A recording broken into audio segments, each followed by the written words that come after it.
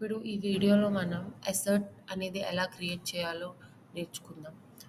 ఆహ్, టీచర్ తన క్రెడెన్షియల్స్‌తో ప్రొఫైల్‌లోకి లాగిన్ అవ్వగానే ఇక్కడ కనిపించే హోమ్ స్క్రీన్‌లో సైడ్ నావిగేషన్ బార్‌ని కిందకి స్క్రాల్ చేస్తే అసర్ట్ అనే ఆప్షన్ కనిపిస్తుంది. దాని మీద క్లిక్ చేయగానే ఈ పేజ్‌కి రీడైరెక్ట్ చేస్తుంది. ఇక్కడ ఈ డ్రాప్ డౌన్ మీద క్లిక్ చేయగానే యాడ్ న్యూ అసర్ట్ అనే ఆప్షన్ కనిపిస్తుంది. దాని మీద క్లిక్ చేస్తే అసర్ట్ నేమ్ ఇచ్చి అసర్ట్ టైప్ సెలెక్ట్ చేసుకోవచ్చు. అసర్ట్ అనేది మనం 3 టైప్స్‌గా అప్‌లోడ్ చేయొచ్చు. ఒకటి ఫైల్, ఒకటి లింక్, ఇంకోటి పేజ్.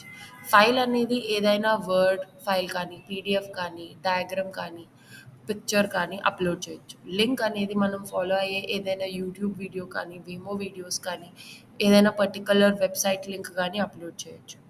పేజ్ అనేది మనం టైప్ చేసే టెక్స్ట్ ఏదైనా టెక్స్ట్ టైప్ చేసి ఏదైనా నోట్స్ ఇక్కడే టైప్ చేసి మనం స్టూడెంట్స్‌కి అప్డేట్ చేయొచ్చు.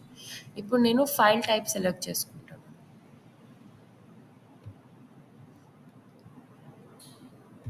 Document, board,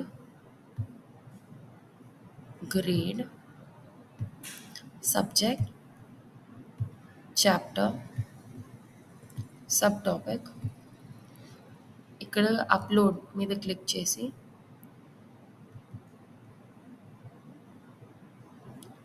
asset created successfully అనే ఆప్షన్ ఇప్పుడే కనిపించింది కదా! చెక్ చేసిన తర్వాత ఇక్కడ మనం క్రియేట్ చేసిన అసర్ట్స్ అన్నీ కనిపిస్తాయి.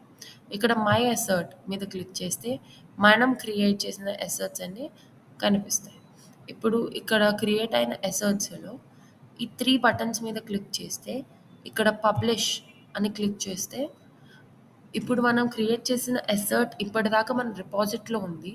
పబ్లిష్ అని క్లిక్ చేయగానే మన స్టూడెంట్స్ అందరూ కూడా ఆ అసర్ట్‌ని చూడగలుగుతారు.